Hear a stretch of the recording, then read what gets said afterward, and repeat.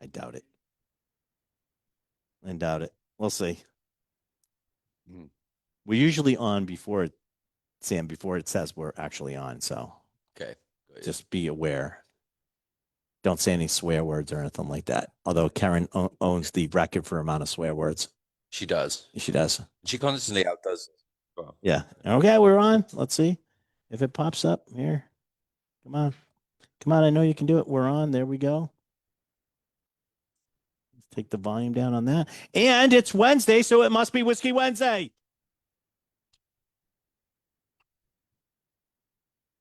All right, welcome. It's a wild crowd tonight. I think they lost their way, but they didn't because they had a compass. Now you get a box, an empty box. What's in the box? It's usually my thing when I get home at night and I can tell that Amazon's been to my house. All right, we got a lot to get through tonight. We got a lot of whiskey to drink. I know. It's a tough road to hoe, but I know we'll get if we all stick together, we'll get to the end of the path. It's Compass Box night. We have Sam Travers is here. He is a whiskey maker for Compass Box. And you're going to try one of his whiskeys tonight that he actually blended, and you're going to try one that I blended tonight. So we actually have two people that blended the whiskeys that are here tonight out of the 8. That's not bad. Those are pretty good odds. When does that happen? Never. Tonight. Let's go with that. All right. All right, Sam. So you're relatively new to Compass Box. that's right. Yeah. Yeah. So first of all, welcome to the mayhem. Amazing. Thank you for having me. Yeah. And so let me ask you, how'd you land this gig? Oh, with Compass Box? Yeah. Or here tonight? No, here we know how you got that. Okay. It was there was force involved. We get that part. But how did you land up at Compass Box? So I've been in spirits and whiskey for about 12 years. I previously Bring that a little bit closer just so Yeah, I yeah. can hear you in the back. Is There you is go. that better? Yeah, bring Like it I up a can little get in the bit. way. There you go. Yep. It won't get in the way of drinking. Trust me. We'll know it not get out of the way if it does that. That better? Yeah. Yes, it So is yeah, better. yeah. So spent about 12 years in spirits in total. Along the way, Compass Box sort of punctuated my entire career as this sort of reference point of what I really should be aiming for in terms of quality and honesty Where were and you when you transparency. tried So hedonism the first okay, time? right, Right, yeah, right, yeah. right. So, Well, that's sort of like how it is. yeah, well, Where was I exactly. when I tried hedonism the first time? Well, right. So was my introduction to Compass Box was a friend of mine pulled a bottle of ice cold hedonism from the freezer at an afters, and I had never For those of you who don't know, that's an after party. and it was I'd never tried grain whiskey. I'd never tried a blended grain whiskey. Yeah. And I'd never tried anything from Compass Box. So, and I was just absolutely blown away by just the texture, the complexity, and from then I was just had this admiration from afar with Compass Box, and then but I don't know whether any of you guys know, but Compass Box is based in London, which is unusual for a whiskey company. Obviously, all our casks and stuff are based in Scotland, but London is very very close to where I'm from originally. It's about 120 miles away, and so I'm from a place called Bath, and yeah, man, With a Roman bath? yeah, the Roundabouts. Yeah. Aptly named. Yeah, I like city emblem is a Medusa, which is There you go. pretty cool. Feel like that would go down well on Gothic wine There would event. absolutely. Were all the Greek statues just victim of Medusa? Things that keep me up at night. Anyways, so you end up through what? How do you just end up at Compass Box though? So I like honestly, so I've been blending whiskey in Yeah. Scotland. I've been in Scotland for about 10 years. I was doing blends for Port of Leith Distillery. Okay. Before that, I spent a bit of time at Douglas Lane. Mhm. So indie bottler for those guys. We've done barrels. Yes, yeah. Lock and Key Society has done barrels from Yeah. Douglas Lane. Yeah. So I was with them. Before that, I was with a company called Sweet Dram, where I made a Daniel blend for- Fisher. Yes, Daniel Fisher. Yeah. Right. Yeah. We actually did a bespoke Compass Box together called Rivals. Right. Well, Yeah. so you did that with Dan. Yep. Oh With yeah, Dan, great. Yeah. So yeah, I worked with Dan. And Michael Glass. Yeah. Great guy. Great Glass. Lot, Excuse me. yeah. Great Glass. Why am I saying that? Yeah. Yeah, I was wondering whether we were speaking about that before. I wonder if it was Dan. So yeah, that's Yeah, great. it was Dan. Yep. Yeah. Absolutely. Yeah, and so I've been like sort of blending whiskey and for a fair few years, and then essentially this the rare occasion that something Compass Box came up on my social media about a Whiskymaker job, and it was down near where my folks are, and it was like I said, it was this like dream company for me that I'd always admired, and it was just perfect, and it all lined up. That's nice. Yeah, Yeah, it was amazing. that's sometimes it's amazing how the stars line up. Yeah, You know, yeah. that's really cool. All right. Well, we don't want to leave you guys waiting too long because I know how restless they get out there, and we want to make it through the night. And we have a lot. We have a lot of whiskey to drink tonight. So we're gonna basically start off with sort of the core lineup. Mhm. Yeah. You want to take us through that? Yeah, absolutely. So, Compass Box is known for lots and lots of limited editions over the years. We have something like we've done over 150 expressions, and we had previously had a sort of a core set, but in 2024 we decided to consolidate our core collection down to 4 expressions that really capture the essence of Compass Box. Okay. And those are Orchard House, Nectarosity, the Peat Monster, which is our sort of longest standing expression in the core range, and Crimson Casks. And these sort of vary through sort of more spirit driven, all the way to more wine cask, sherry cask influence. Okay, so the first one you got to try, it's in slot number 1, is one of my favorites, and I always go back to this. And by the way, it's warm enough to drink this. Is the Orchard House. For those of you keeping score at home, this is 46 ABV, and the Orchard House to me is very spirit driven, and it does give you the essences of sort of like apples and pears. Absolutely, yeah. So that is in slot number 1. So everybody want to give that one a try. Y'all have your Compass Box glasses too. Did everybody get a glass? All right, that's good. So feel free to use that glass if you want to pour your sample into it. That's just so lovely. It really is. I mean, it is. It. I mean, I know. I always worry about like subliminal advertisement. Right. And something that does. Oh, it's Orchard House. Of course, it's going to taste like an orchard, but it does. I got a beekeeper in the audience tonight too. It's like I feel like there's a bee might fly out of this because it does even have that little bit of a honey finish to it too. Absolutely, yeah. No, there's definitely enough sort of oak maturation in there to really act as a platform for allow all of those beautiful spirit character to really sing. Without it, just those real distillery characters can kind of. They can just kind of fly off, and it's just got the perfect amount of sort of oak and vanilla just to kind of ground it all. So what makes this blend up? Oh, so as in what distilleries we use? Yeah. Yeah. So By the way, it's one thing if you're tuning in for the first time, you've never heard of Compass Box, and this is the first time you're hearing about it.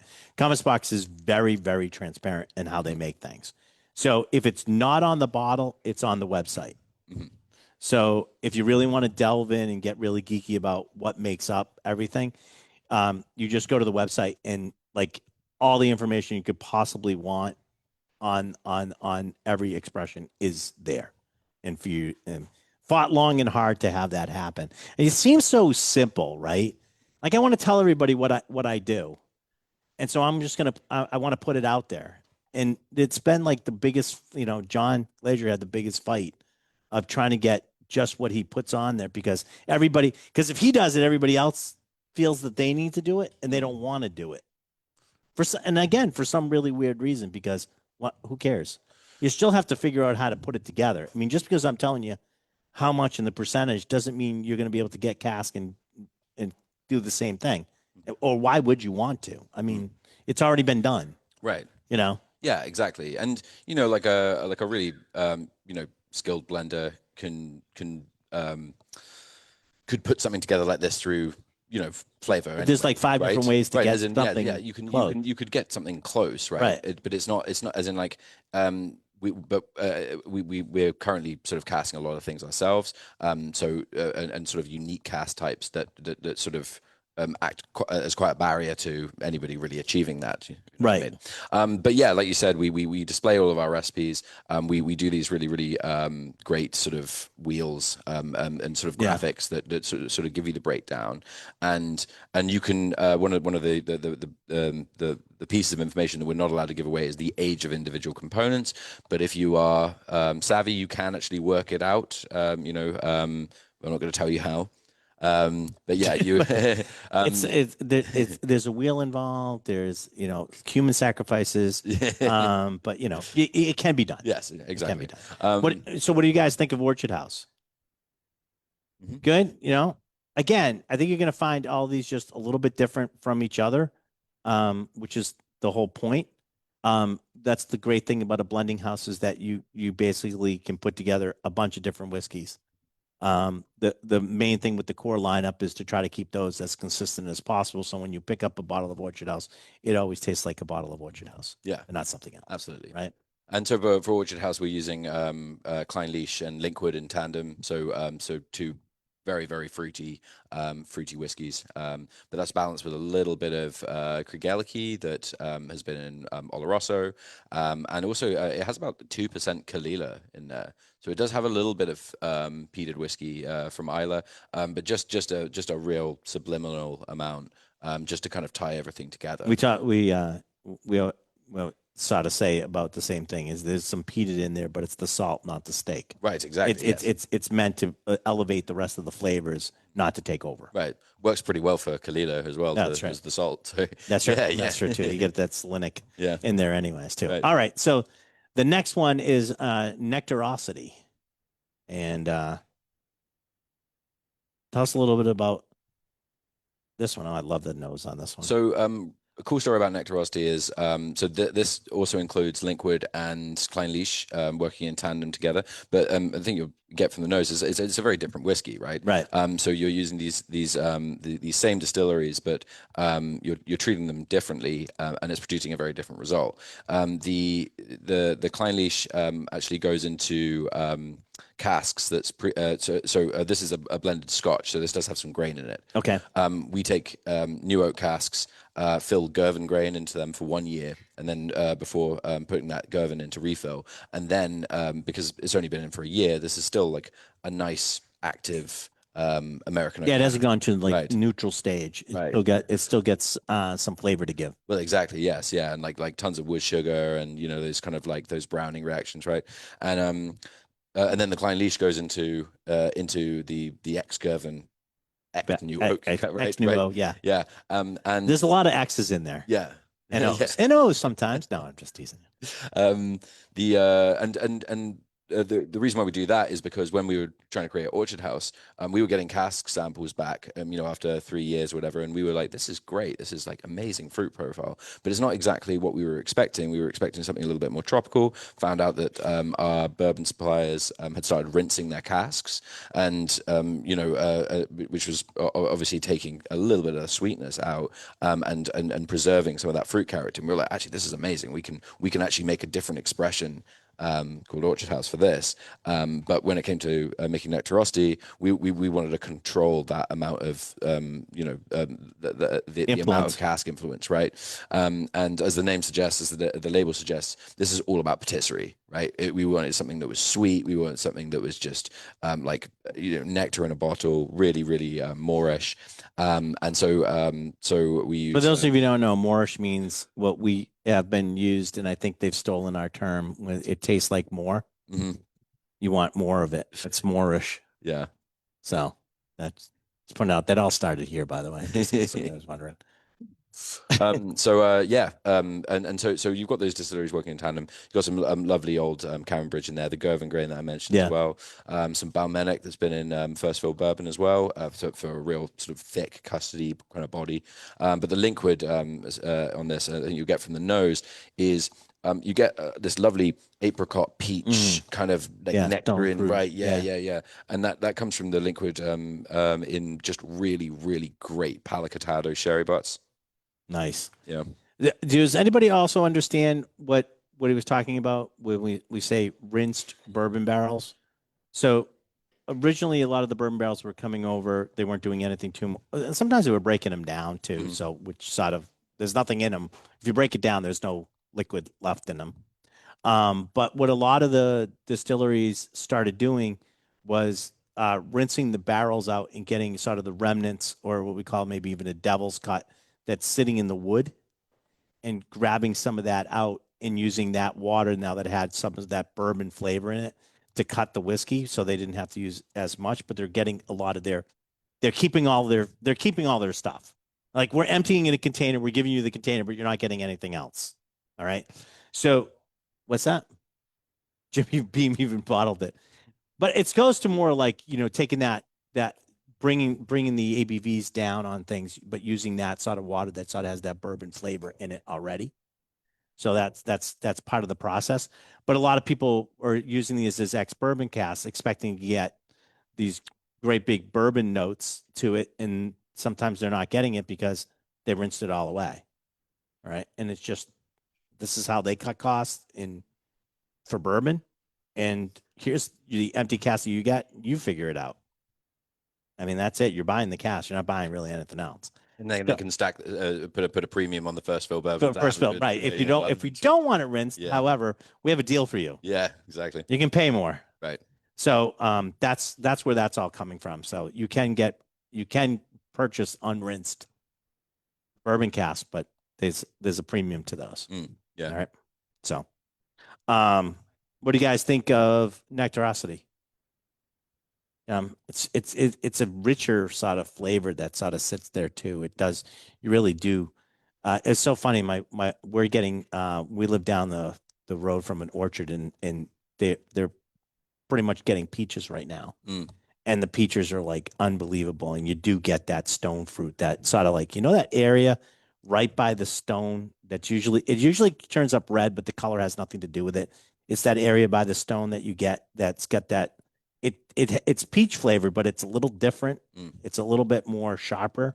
Yeah. That's the flavor that I get in that. Yeah, well, that sharpness that cuts through is really that Klein Leash. The Klein Leash, because it's got that oiliness texture. Yeah, and it's because it's just got this really bright fresh fruit character that cuts through the sherry as well. So it turns this into kind of like a super fruit. Yeah, and I absolutely love it. Oh, we probably can't say super fruit because that's misleading. It's nothing to do with health. We just had a cola get rejected because it said it was a well-balanced whiskey. And the cola rejected it because you cannot use terminology that would indicate that it was healthy. What's that? It's trying to be nutritious breakfast. Yeah. I'm just going like, well balanced. Okay, well balanced breakfast. Yes, that's probably where they're thinking about. But well balanced whiskey means an entirely different things, and it doesn't mean there's any health benefit. Just in case you see that, okay, yeah. I'll help them out. If you see well balanced whiskey, it doesn't mean it has health benefits. Okay, I'll help the government out today. All right, number 3. Cool, peat monster. Peat monster, which is not really a peat monster. It's got peat, but I wouldn't call it a monster. It's not. It's very well balanced. Right. It's very well balanced. What?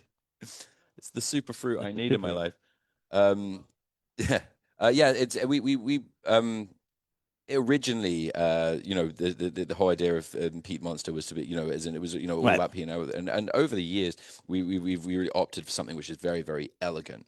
We always say that it's about peat with elegance. It's been going since 2003, and peat monster was the original whiskey used in the penicillin cocktail in 2005. So when the penicillin was invented, which is one of the biggest whiskey cocktails in the entire world now, it was originally made using peat monster. Peat monster, and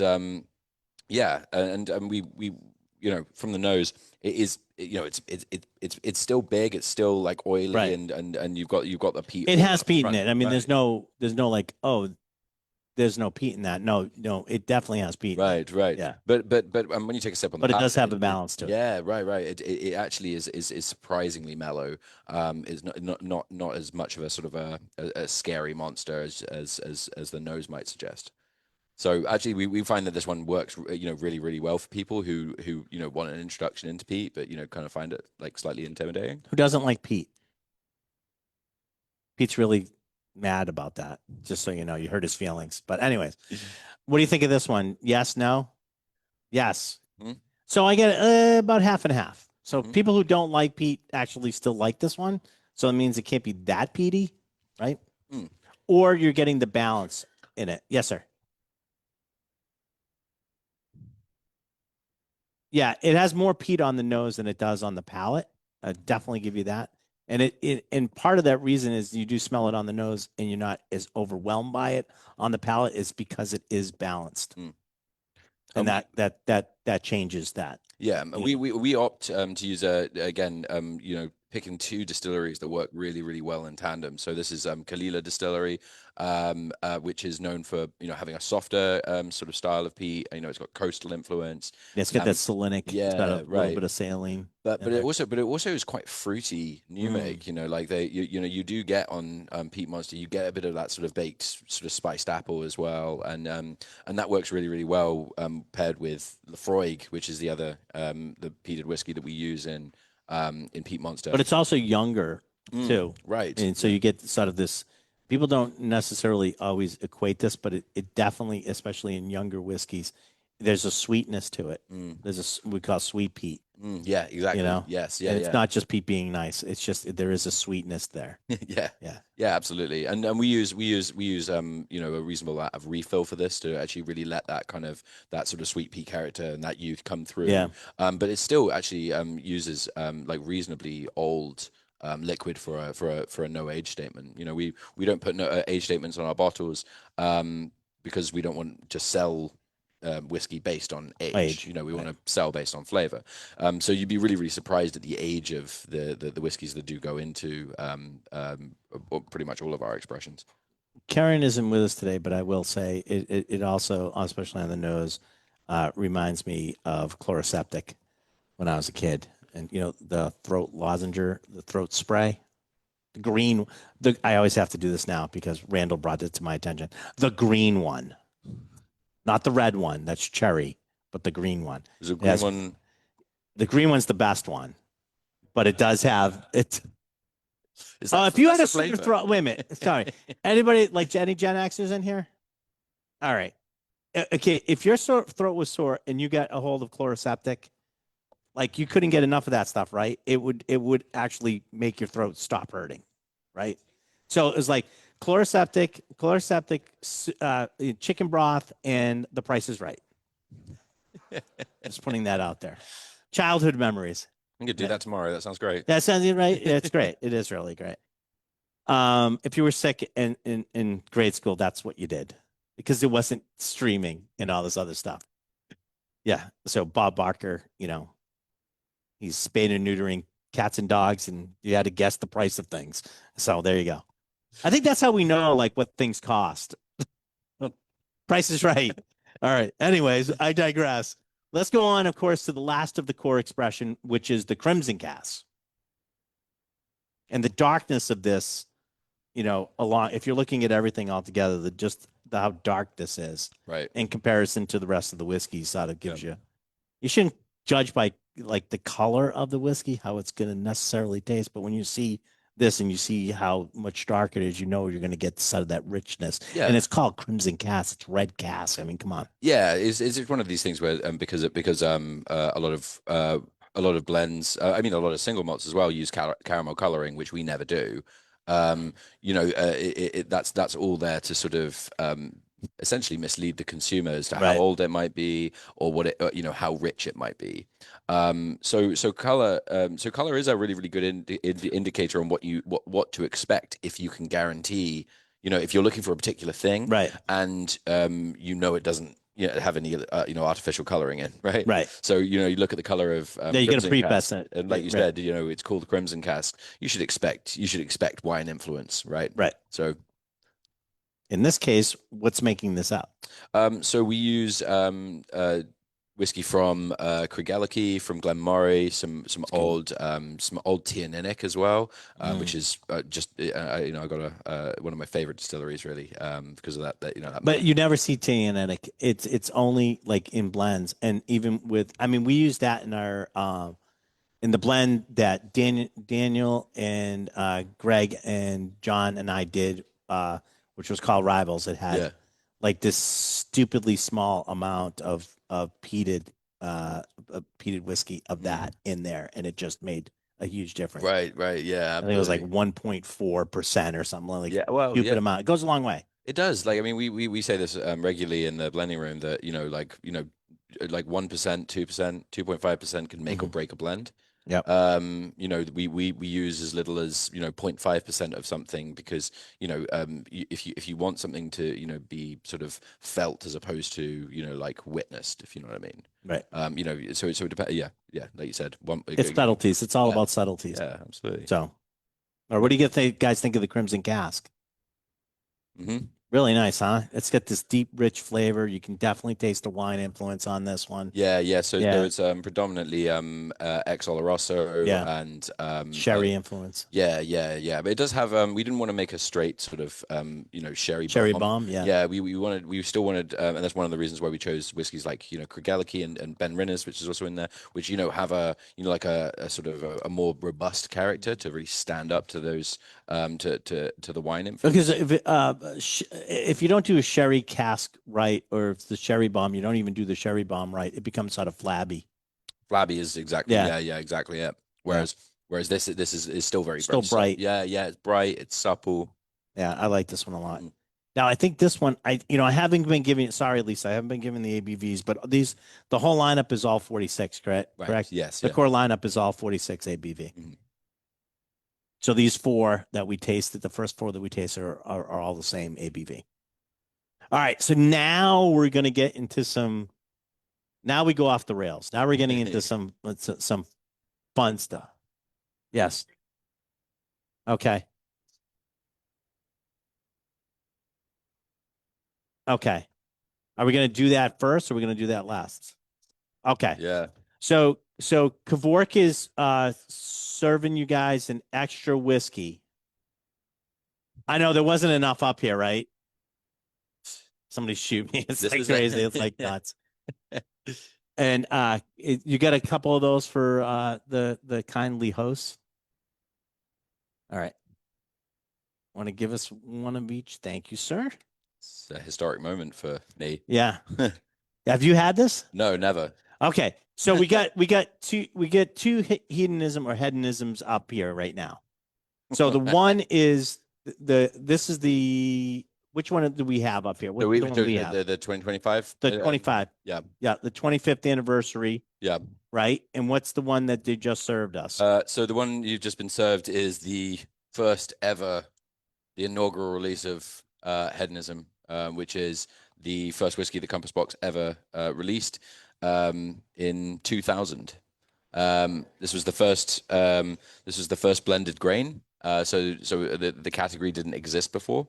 It was also the first whiskey to feature, as far as we can tell, feature the image of a woman on the label, which is fairly remarkable as well. So it was a year of firsts for Compass Box, and yeah, this is incredibly. This is rare. Lucky What you're to have. trying right now is very rare. And I would probably say the best way to do it is to start with the original Mhm. and then try the 25th anniversary. Okay. Does that make sense? Everybody got that? Right. So just so a lot of people, thank you, sir. Just so, I mean, we do these things, every Wednesday we come here with Whiskey Wednesday. It's hosted at Julio's Liquors. I'm the owner of Julio's Liquors, right? The whole thing. But if you see, you can't really see it online, but this is still a club. It's the Lock and Key Society. This is still primarily a club. So we are very fortunate to have some great members who are very kind enough to share their collections with the rest of us so that we can have experiences that you won't find everywhere else. This is one of those times. Megazone has very, very kindly given us a bottle to share out with all of you today of the original Hedonism, which is, thank you very much, sir. Thank you. Yeah, thank you so much. You may never in the rest of your life try this. So enjoy this right now. So it's not the fact that it is 25, isn't like this was bottled 25 years ago. Yeah. So yeah. This is yeah. John Glazer, the founder of Compass Box. This is his first expression that he ever put out. So yes, Johnny. Is it not Caledonian? Caledonia? Um, He probably says on it. Because I've not Canvas and Caledonian. There you go. But still, I mean, we the majority of hedonism releases include camera bridge. You know it's over the years it's evolved from this to the camera bridge being quite indicative of its style. To be fair, so yeah. All right, enough talking, more drinking. All right, so try that the first one out there and see what you think. I mean, you can sort of see why people thought this was completely different, and a lot of people sort of fell in love with this release. You can see why. Absolutely. Sorry, I was. Oh yeah. I mean, I was interrupting. I'm sorry, I didn't mean to interrupt the moment. Do you need a second? Yes, Joe, should I put the curtain up? Yeah. All right. There's this rich, almost like there's a candy in there or like a it's a nuttiness to it. Almost a what's the almond stuff that's like Play-Doh? Why can't I think of it today? Marzipan. There's something like that in there. Yeah. I get like one thing we actually look for when we're making hedonism, one of the key sort of indicators is something that's a little bit like PVA. And PVA, because it's glossy, it's got like a glossy quality. Explain PVA. PVA glue? Yeah. Just sniffing glue again. But it doesn't have like it's not like a vaporous thing. It's almost like you can smell the texture of this like really, really glossy thing. And so we think it's really desirable. And it's got like cashew to it and just tons of like that pastry cream. And the finish almost gets this sort of refreshing, almost minty, but it's not mint. But it's like that cool, almost like a cooling factor. Did you guys get that on that? It's really cool. And then the pineapple. Did anybody get the pineapple? No, there's no pineapple in there. I just seen who's just going along for the ride. You do taste it now? Oh, I've led them down the. So. Yes. Question? Yep. How many bottles are left? Who knows? Mr. Wise Old Owl, who knows? No, this is somebody's from their private collection. So there may be one or two in the library at Compass Box. We've got maybe a couple in the archive. We've definitely got one. We definitely have one. We definitely have then one. Somebody drank the other one. No, it's just, but there's definitely one. Yeah. And how many is still out there? There's one less now. Yeah, there wasn't that many. Yeah, it was a really, really small. Yeah. I think there's a number on it. Check the top. The neck, I think, has. Yeah, 690. Yeah. Yeah. That's bottle number 690. Yeah. Yeah. So there's not a lot of these. That is small. Yeah. It's so. So enjoy this. And now, here's the thing: we have the 25th anniversary, which is number 5. Yeah. So now try that. I kept a little bit. I know none of you animals did, but I kept a little bit to go back and try them like really up against each other. Okay, so it's not as strong that whole experience, but it's still there. Mm-hmm. I mean it's definitely changed. It's definitely different, but like some of the essences are still in the 25th anniversary. Yeah, absolutely. So we're selecting for these particular things. One of them is always pastry cream. like, and a Wow. real abundance of like, sweet vanilla. But so this hedonism, the 2025 edition, is a limited edition. So it went from, a very limited release, and then it became a core product. And we found that sourcing the caliber of grain whiskey to be super challenging as the years went on. And one of the reasons for this is because people start using different cereals in their mash bills. Right. Grain whiskey is typically like let's say 10% malt plus whatever cereal you can kind of get hold of.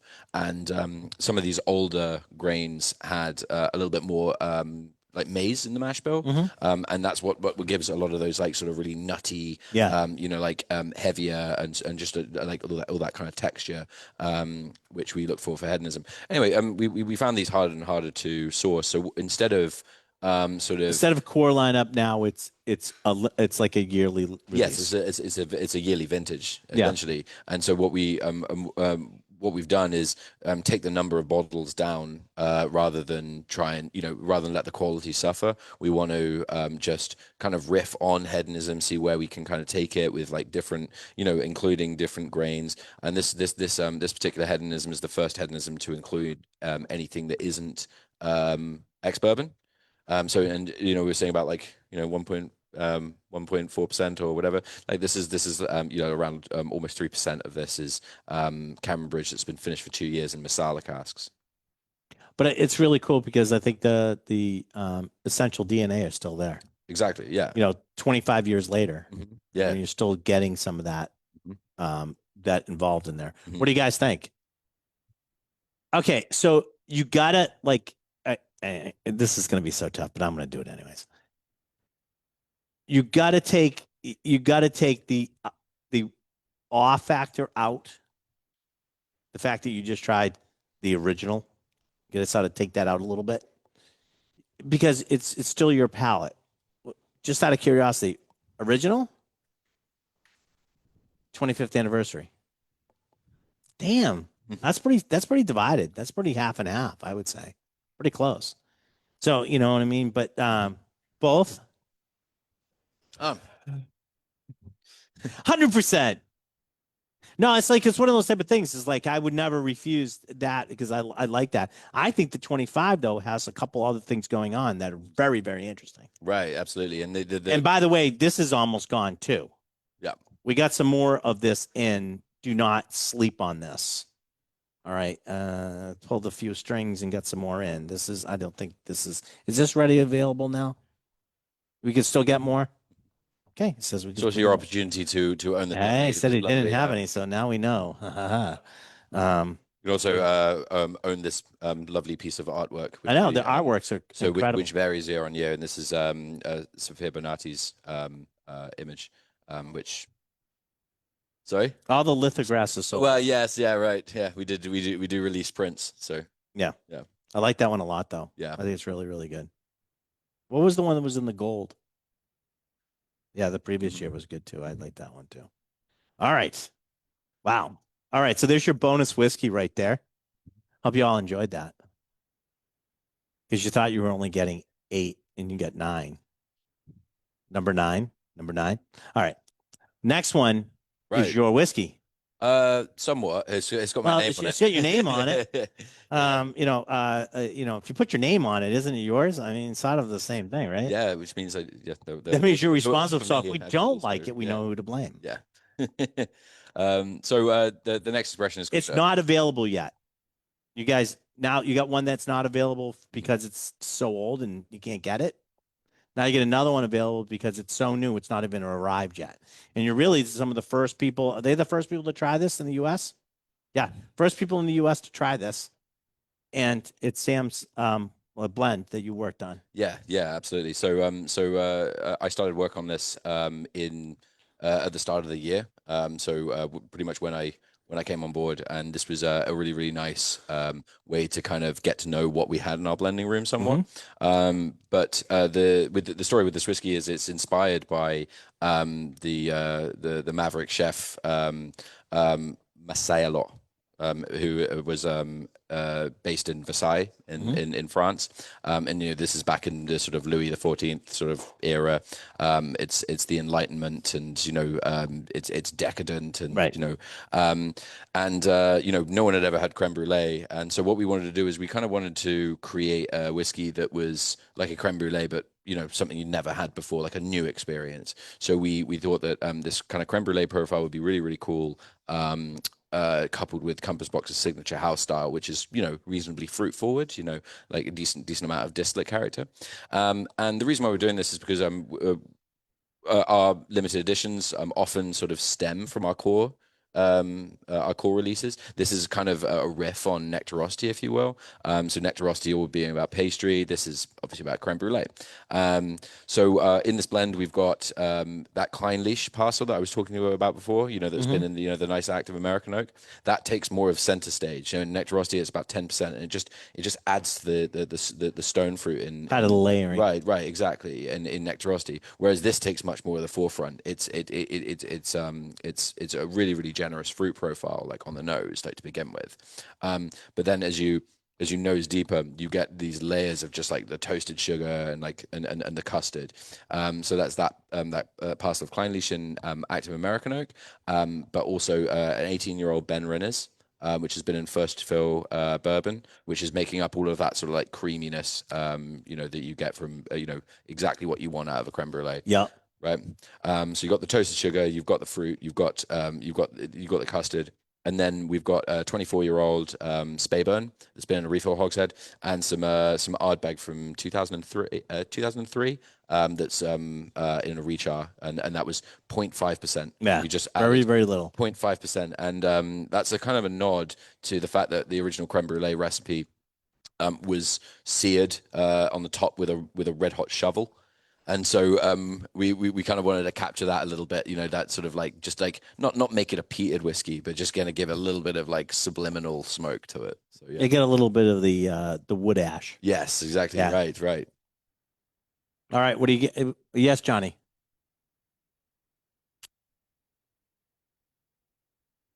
Great. October 13th. Mhm. That's what I wouldn't count on. I wouldn't bet any money on it, but okay. Okay, cool. It's cool. Right. So if you do want this one, I would suggest whole cards will be taken care of first. Second one will be people who put in for this that are here tonight. So we can do a special order sheet. You'll be next in line. If you really want to make sure you get one, I would put a whole card in. But other than that, put in a special order sheet, and then we'll get it. This is going to be it's going to be limited, but we should be able to get a good amount. Yes, absolutely. Yeah. Oh, good. Thank you. Oh, so you like it? That means you can stay. Okay, cool. You got a job again. Yay. Yeah. You get to keep your job. Yay. Get back to the coal mines. My CEO's in this room. That's right. Imagine everyone was like, no. No. Still gets a ticket home though, right? Right. All right. So I think that we can all agree that that's a really lovely whiskey, right? I think you did a good job. Thank you. And looking forward to things to come from you. That's great. And I'm so glad you guys got to try it first. And I want to thank all the this is the first time I'm going to actually thank upper echelon management. I'll never probably do this again. Thank you for getting me the bottle here so that we could try everybody on it tonight. And we really do appreciate it. All kidding aside. Thank you. All right, the next one you get this is also a limited edition. These are starting to run down too. It's the 25th edition of Flaming Heart. Well, not quite. So it's 25th anniversary. Sorry, it's 25th anniversary. But we've done 8 editions of Flaming Heart. That's right. Yeah, that's right. Yeah. So this is the 8th edition of Flaming Heart. Flaming Heart is all inspired by a rock song by M. Wood, which is kind of like a raggedy indie country song, which inspired the original Flaming Heart. In that song you pretty much have like 4 instruments, right?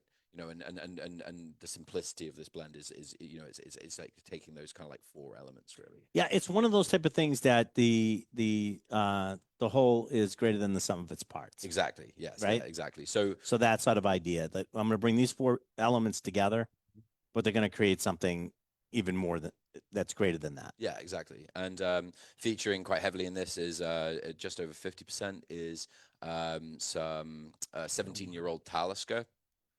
Which is really lovely to work with. I actually have a really special connection with that parcel of Talisker because I was assessed on that parcel of Talisker in my sensory panel when I interviewed for the job. Oh, So yeah, it was a special place in my heart. But you've also got some Ben Rinners as well. So it's actually the same parcel of Ben Rinners that are used for Brûlée Royale, where the Ben Rinners is just over 50% in Brûlée Royale. This is much more scaled back at sort of I think it's 20 to 30%. And then that sort of just kind of gives the Talisker some of that like oily body that we've just experienced in Brûlée Royale. Pull it out. Yeah, exactly. Just like that sort of custody, like but yeah, in Flaming Heart, that just presents to me it's almost got this like kind of white chocolate cookie thing. I just think it's just like super delicious. It's a really really lovely combination of just like peat and sweet. It's also got a little bit of like red fruit to it, Yes, which that is definitely. really great. But you've also got some, the same parcel of masala casks that we finish the Cameron Bridge for hedonism in. We actually we put it out to our mailing list. We said, oh, okay, we've got these parcel masala casks. Guys, what should we put in them? And everybody sort of voted Lefroy. So we put Lefroy in the masala casks, and this is about 2.8%. Nice. Yeah, again, just using using a little bit of that influence, and it goes a long way. So. What do you guys think of the Flaming Heart? What's that? He's not even using real words anymore over here. This guy is like moaning. Again, do I need to give you a moment too? This is like crazy. Perhaps. I really like this one. I think the 25th was a really good expression of Flaming Heart. Yeah, it came out really well. Yeah. And the fact that it's still available is one of those type of things that sort of blows me away too. Yeah, absolutely. It's we made a good amount of it, and it's yeah. I have plenty of it. I don't think I'm allowed to buy any more. You're not allowed to buy anymore. Okay, well, good because we have some here, so that'll solve that problem. All right, so the last one we're going to try tonight is our latest bespoke whiskey from Compass Box, which is called More. Have you had this yet? So I had it earlier. Yeah, you did. You had it earlier. I had You couldn't wait, could you? No, I just couldn't. We couldn't wait. So this is our latest bespoke. So this is we did this blend with James Saxon, and the whole idea and the whole concept we sort of put together with John. It sort of came about, and Karen has to be thrown in the mix on this too. She's like, there's a barrel of Mortlock at Compass Box, which I think you really need. Is that your impression of Karen? No, there's not enough. There's not enough swearing. Yeah, right. Fuck, there's a bunch. No, there we go. She'll like that I put that in there because she goes, "That's accurate." Yeah. It's really good. It's really good, isn't it? It's a really good impression of it, right? Good, yeah. It's frighteningly good. And so I'm a sucker for Mortlock. I love Mortlock. I love especially older Mortlock, and before it was sort of I always say that it's been redone, but I think the stuff that's coming out of Mortlock now is actually really good. When it first started, I don't know who was doing what, but they sort of, to me, they ruined it a little bit. But and they came back. So, but older casts of Mortlock are just hold a really great place in my heart. And so there was this cast there, and I go, great. And she says, yeah, John, we're putting it aside because we know. I said, our 50th anniversary is coming up, and so we're going to put it aside, and we're going to do a bespoke. And really, John had sort of stopped doing bespoke at that period, except we're definitely going to do this one. So I can tell you what makes this whiskey up because we put the whole thing together. And I I always forget everything that's involved because I can't remember. I'm old. What do you want from me? So here's the breakdown of this whiskey. You guys try it, see what you think. But here's the breakdown. So this has got Miss McDuff Distillery, first fill sherry butt, aged 15 years old, and this makes up 22.8% of the blend. Talisker Distillery, Richard Hogshead, 16 years old, makes up 27.5% of this blend. Mortlock Distillery, Richard Barrel, 21-year-old, 28.1% of the thing. We used all of it. It was a matter of what we were going to mix with it. We used all of it that was there. Aberlour Distillery, a Richard Barrel, aged 24 years old, makes up 21.6. So the average age of this whiskey that you're trying together, everything blended together, is over 19 years old. It's 19.3 years old. So see what you guys think. I forget, what's the ABV on this one? Last one, I forget what we did. ABV. Oh, it's not on the front. Oh, it is. It's 40, It is. It's 49. Yeah. 49. I thought that would be illegal. But yes, it is. It is. Yeah. Well, it is illegal, but it's so good. That's right. Try that. Now, so the concept behind this is what you said, Moorish. Outside of our old tasting notes were, what does that taste like? It tastes like more. And we sort of took that concept of more and we said, okay, we're 50 years old. We want more. We're always striving to do more. And so the whole concept revolved around doing more. And we wanted this whiskey to do more. And I think we sort of conceptually, I think we hit it right on the head. You guys decide and see what you think. Do you like this one? Yeah. Is this one okay? Did I do all right? All right. That's better. So this one, actually, it's really cool because it's one of those type of things that, like, I've gotten everybody's signatures on the bottles that I've been involved with, which is really cool.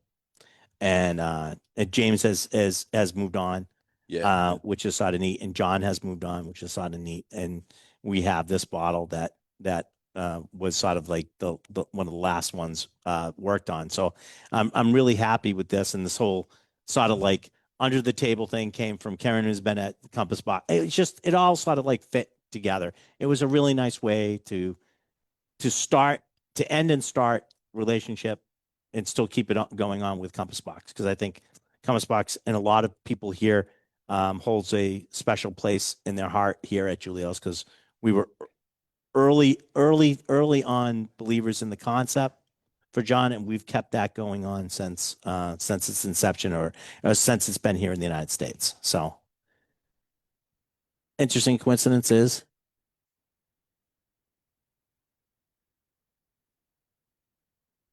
10 years ago, John was here doing it. Yes, he has photos to prove it. John was here 10 years ago to this day. 2 days ago. All right. Not exact then. Doesn't count. Doesn't count that. As you ruined it. Lie to me next time. Yes, it was exactly. Matter of fact, to the hour. What do you guys think? Do you like this one? Delicious. Yeah. All right. And we're going to end. What do you guys think? Everything good? 9 whiskeys tonight. Everybody okay? Because Kevork said he'll pay for any Ubers anybody wants. So, all right. First of all, I want to thank Sam. Thank you for coming tonight. I really appreciate it. Thank you. Really. Thank you for having me. After tasting his whiskey, I think they should keep him around, right? His bosses are here. No, we're not doing that because of that. All right, I got some stuff to go through for you guys. I want you to stay there. I want you to all stay there. I want to say goodbye to everybody who's following us along on Facebook. This is Facebook Live, but this becomes a podcast. Wherever you get your podcasts, let's just Spotify. It also gets onto YouTube, so you can watch it there too. Whenever you get it. It's great. We're glad you followed along at home, but you should have been here because it was awesome. Let's stop the Facebook feed. Bye, everybody.